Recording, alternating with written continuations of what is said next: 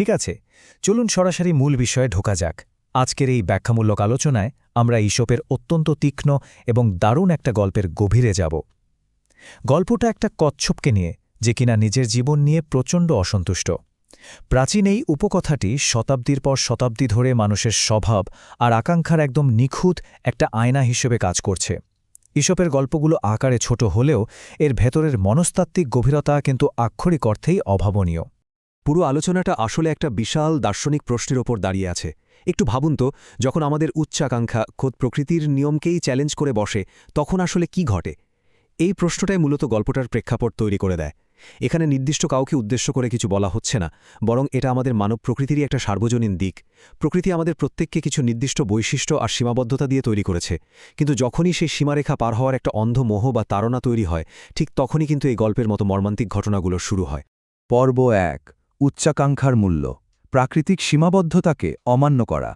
এই উপকথাটাকে আমরা একটা অত্যন্ত শক্তিশালী কেস স্টাডি হিসেবে দেখতে পারি। এটা আমাদের চোখে আঙুল দিয়ে দেখিয়ে দেয় যে যখন কারো আকাঙ্ক্ষা তার স্বাভাবিক সক্ষমতার একদম বাইরে চলে যায়, তখন পরিণতি কতটা ভয়ঙ্কর হতে পারে। এর পেছনের আবেগটা বোঝা খুব জরুরি। ঈর্ষা আর অস্থির আকাঙ্ক্ষা, এটা আসলে এমন এক মানসিক অবস্থা যেখানে কেউ নিজের বর্তমান পরিস্থিতি নিয়ে গভীরভাবে অসন্তুষ্ট থাকে। আমাদের এই কচ্ছপটার ক্ষেত্রেও ঠিক তাই ঘটেছিল। নিজের খোলস, মাটিতে কাটানো জীবন, সব কিছু নিয়েই তার এক প্রবল বিতৃষ্ণা ছিল। আর এই তীব্র অসন্তোষই তাকে এমন এক লক্ষ্যের দিকে ঠেলে দেয় যা তার জন্য সম্পূর্ণ অযৌক্তিক এবং অসম্ভব। পর্ব ২, এক অসন্তুষ্ট পার্থিব জীবন, কচ্ছপের বাস্তবতা। গল্পের শুরুতেই আমরা বেশ ধীরগতির একটা দৃশ্য দেখতে পাই। কচ্ছপটা রোদ পোহাচ্ছে আর কাছাকাছি দেখা সামুদ্রিক পাখিদের কাছে নিজের দুর্ভাগ্য নিয়ে অনবরত আক্ষেপ করছে। তার একটাই দুঃখ, কেউ তাকে আকাশে উঠতে শেখাচ্ছে না। এখন সবচেয়ে ইন্টারেস্টিং ব্যাপার হলো, কচ্ছপের খোলসের ভারী মাটিতে আটকে থাকে বাস্তবতার সাথে মেঘ আর পাখিদের ওই হালকা স্বাধীন জগতের বৈপরীত্যটা এখানে দারুণভাবে ফুটে উঠেছে। একদিকে মাটিতে আটকে থাকা রূঢ় বাস্তবতা, আর অন্যদিকে আকাশ ছোঁয়ার অলীক স্বপ্ন। এই দুইয়ের দ্বন্দ্বই তার মনের ভেতর বিশাল এক হতাশার জন্ম দিয়েছিল। পর্ব ৩, এক অসম্ভব চুক্তি, একটি মরিয়া প্রতিশ্রুতি। কচ্ছপের এই আক্ষেপগুলোই শেষ পর্যন্ত গল্পের মোড় ঘুরিয়ে দেয়। তার এই বিলাপ শুনে আকাশ থেকে একটা ঈগল নেমে আসে। ঈগলটি জানতে চায় আকাশে তুলে ভাসিয়ে দিলে সে কি পুরস্কার পাবে। আর ঠিক এখান থেকেই শুরু হয় এক মরিয়া প্রতিশ্রুতির। ঈগলের কথায় কচ্ছপটি বলে বসল, আমি আপনাকে লোহিত সাগরের সমস্ত ধনসম্পদ দেব। মানে একবার ভেবে দেখুন প্রস্তাবটা একই সাথে কতটা হাস্যকর আর মর্মান্তিক। মাটিতে থাকা একটা সরীসৃপ, যার পক্ষে ওড়াটা পুরোপুরি একটা জৈবিক অসম্ভব ব্যাপার, সে কিনা আকাশে ওড়ার বিনিময়ে গভীর সমুদ্রের ধনসম্পদ এনে দেওয়ার প্রতিশ্রুতি দিচ্ছে। প্রকৃতি তাকে যা দেয়নি তা পাওয়ার জন্য সে এমন কিছুর প্রতিশ্রুতি দিচ্ছে যা দেওয়া তার পক্ষে কোনোভাবেই সম্ভব না। পর্ব ৪, অনিবার্য পতন, উড্ডয়ন এবং পতন। তো চলুন দেখি এরপর ঠিক কী ঘটল। ঈগলটাই বিশাল অবাস্তব চুক্তিতে রাজি হয়ে গেল আর শুরু হলো উড্ডয়ন। ঘটনাগুলো খুব দ্রুত আর শ্বাসরুদ্ধকরভাবে এগোতে থাকে। প্রথম ধাপে ঈগলটি কচ্ছপটাকে তার শক্তিশালী নখরে তুলে নেয়।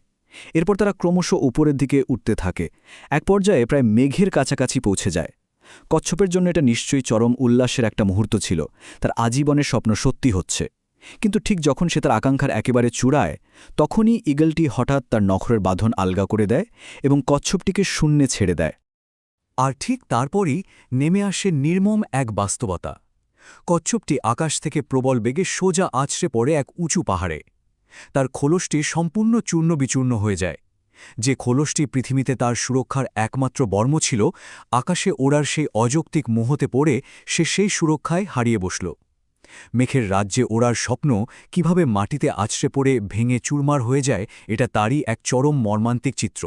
পর্ব ৫, নিজের প্রকৃত স্বভাব নিয়ে শিক্ষা, মৃত্যুপূর্ব উপলব্ধি। এই নির্মম পতনের পর গল্পটা শেষ হয় চরম রূঢ় কিন্তু অত্যন্ত গভীর একটা উপলব্ধির মাধ্যমে।